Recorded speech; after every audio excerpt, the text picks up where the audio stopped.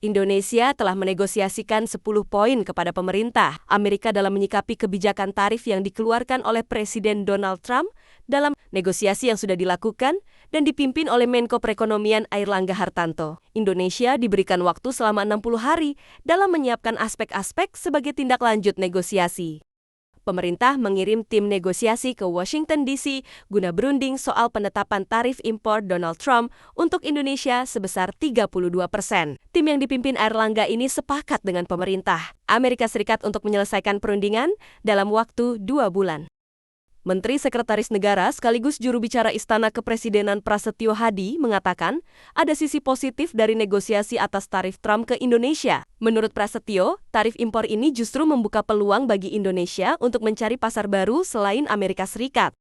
Presiden Prabowo Subianto mengatakan, hingga kini masih menunggu laporan dari Menteri Koordinator Bidang Perekonomian Airlangga Hartarto. Sebelum membahas tarif impor Amerika Serikat, Presiden Prabowo Subianto menegaskan, Indonesia tetap akan berjuang dengan negosiasi untuk menyikapi tarif timbal balik impor yang ditetapkan Amerika Serikat.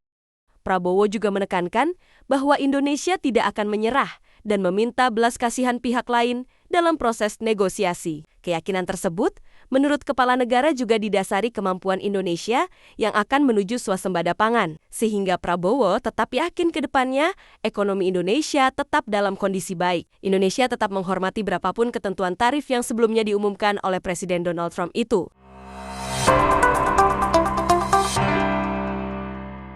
Kita sekarang punya kemampuan. Kita akan menggerakkan ekonomi dengan kekuatan kita sendiri. Kita tidak akan memaki-maki negara lain.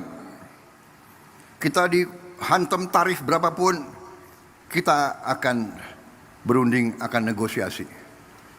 Kita hormati, tapi kita percaya kepada kekuatan kita sendiri, saudara sekalian.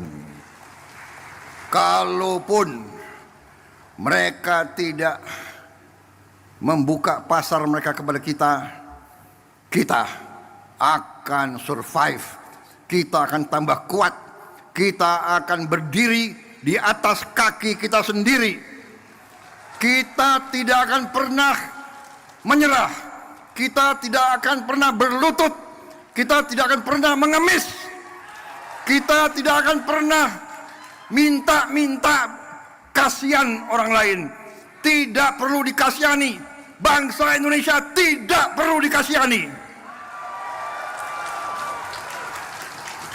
Kita akan swasembada pangan, kita akan menjadi lumbung pangan dunia. Dan kita akan punya kekuatan di segala bidang. Di tengah isu kebijakan tarif yang dikeluarkan Donald Trump, Indonesia justru mengalami surplus neraca dagang yang disumbang paling banyak dari perdagangan dengan Amerika Serikat. Kepala BPS Amalia Adininggar Widyasanti mengatakan, perdagangan non-migas RI dengan AS pada Maret tahun 2025 mencatatkan surplus sebesar 1,98 miliar dolar AS, sedangkan perdagangan migas mengalami defisit.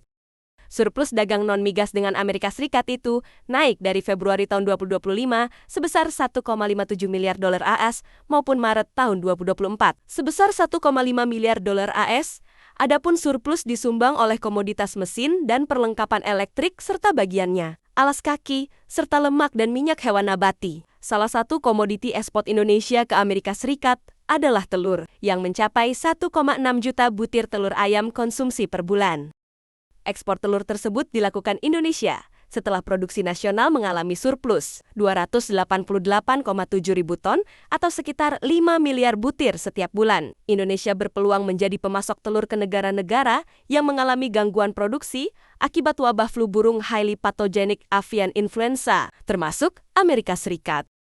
Pada sisi lain, Bank Indonesia merevisi proyeksi pertumbuhan ekonomi dunia pada tahun ini. Karena ketidakpastian global yang tinggi, akibat kebijakan tarif resiprokal Amerika Serikat, Gubernur B. Periwarjio mengatakan, upaya Cina yang membalas pengenaan tarif resiprokal AS kemungkinan akan diikuti oleh sejumlah negara lain. Langkah retaliasi ini akan meningkatkan fragmentasi ekonomi global dan menurunkan volume perdagangan dunia.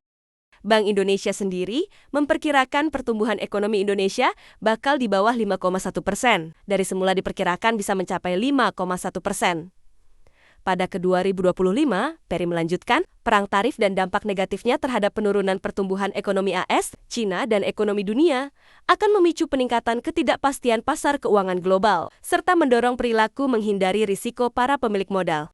Kondisi ini mengakibatkan imbal hasil AS Treasury menurun dan indeks mata uang dolar AS terhadap berbagai mata uang dunia melemah di tengah peningkatan ekspektasi penurunan suku bunga acuan Amerika Serikat.